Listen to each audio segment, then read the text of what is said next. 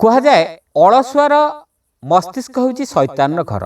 ଅଳସୁଆ ବ୍ୟକ୍ତି କାମ କରିବାକୁ ତ ଭଲ ପାଏ ନାହିଁ, ବରଂ କାମରେ କେମିତି ଠକିବ ସେଥିପାଇଁ ନାନା ପ୍ରକାରର ଫନ୍ଦି ଫିକର କରୁଥାଏ। ଏ ପ୍ରସଙ୍ଗରେ ସୁନ୍ଦର କଥାଟିଏ। ଥରେ ଦେବଦେବ ମହାଦେବ ବଡ଼ ବ୍ୟସ୍ତ ହୋଇ ନାରଦଙ୍କୁ କହିଲେ, ଏ ନନ୍ଦୀଟା ମହା ଅଳସୁଆ ହୋଇଗଲାଣି, ତାକୁ କେମିତି ସୁଧାରି ହେବ କହ ତ। ନନ୍ଦୀ ହେଉଛି ମହାଦେବଙ୍କର ବୃଷଭ। ନାରଦ କହିଲେ, ଏ ବୃଷଭମାନଙ୍କୁ ସାବାଡ଼ କରନ୍ତି ମର୍ତ୍ତ୍ୟବାସୀ।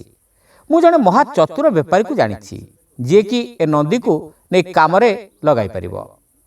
ମହାଦେବ କହିଲେ, ତାହେଲେ ଆକୁ ନେଇ ତା ପାଖରେ ଛାଡ଼, ଇଏ ପାନେ ପାଉ। ସେତିକି ବେଳକୁ ନନ୍ଦୀ ଆଖି ବୁଜି ବସି ପାକୁଳି କରୁଥାଏ। ମହାଦେବଙ୍କ ଆଜ୍ଞା ପାଇ ନାରଦ ନନ୍ଦୀକୁ ନେଇ ସେ ବେପାରୀ ପାଖରେ ଛାଡ଼ିଦେଲେ। ଏତେ ବଡ଼ ଏବଂ ହୃଷ୍ଟପୃଷ୍ଟ ବୃଷଭ ଓ ମହାଦେବଙ୍କର ଦାୟିତ୍ୱ ପାଇ ବେପାରୀ ମହାଖୁସି। ନନ୍ଦୀକୁ ନେଇ ତେଲଘଣା କାମରେ ଲଗାଇଦେଲା। ସକାଳୁ ନନ୍ଦୀ କାମରେ ଲାଗିଗଲା।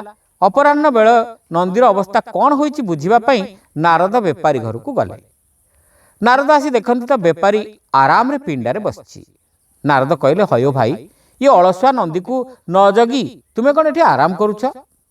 ବେପାରୀ କହିଲା, ଆଜ୍ଞା, ମୁଁ ତା ବେକରେ ଘଣ୍ଟି ବାନ୍ଧି ଦେଇଛି। ସେ ଠିଆ ହେଲା ମାତ୍ରକେ ଘଣ୍ଟି ଶବ୍ଦ ବନ୍ଦ ହୋଇଯିବ। ମୁଁ ଶୁଣୁଛି ଦିନ ତମାମ ଘଣ୍ଟି ବାଜୁଛି, ତେଣୁ ମୋର ଚିନ୍ତା କାହିଁ? ନାରଦ କହିଲେ, ନନ୍ଦୀ ଭଳି ଅଳସୁଆ ପୁଣି କାମ କରୁଛି? ମୁଁ ବିଶ୍ୱାସ କରିପାରୁନାହିଁ। ଚାଲ ତ ଦେଖିବା।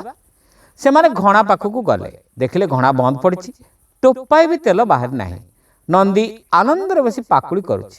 କେବଳ ଗୋଟିଏ ତାଳରେ ମୁଣ୍ଡଟିକୁ ହଲାଇ ଦେଇ ଟନ୍ ଟନ୍ ଶବ୍ଦ କରୁଛି। ନାରଦ ନନ୍ଦୀକୁ ନେଇ ଫେରିଲେ। ମହାଦେବ କହିଲେ, ଜଣେ ଡାଳେ ଡାଳେ ଗଲେ ଇଏ ପତ୍ରେ ପତ୍ରେ ଯିବ, ଆକୁ କିଏ ପାରିବ? ଶ୍ରୋତା ବନ୍ଧୁ, ଗପଟିକୁ ଶୁଣିଥିବାରୁ ଆପଣଙ୍କୁ ଧନ୍ୟବାଦ। ଚ୍ୟାନେଲରେ ନୂଆ ହୋଇଥିଲେ ସବସ୍କ୍ରାଇବ୍ କରନ୍ତୁ, ଗପକୁ ଲାଇକ୍ କରନ୍ତୁ, ବନ୍ଧୁମାନଙ୍କ ମଧ୍ୟରେ ସେୟାର ମଧ୍ୟ କରନ୍ତୁ। ରହିଲୁ, ନମସ୍କାର।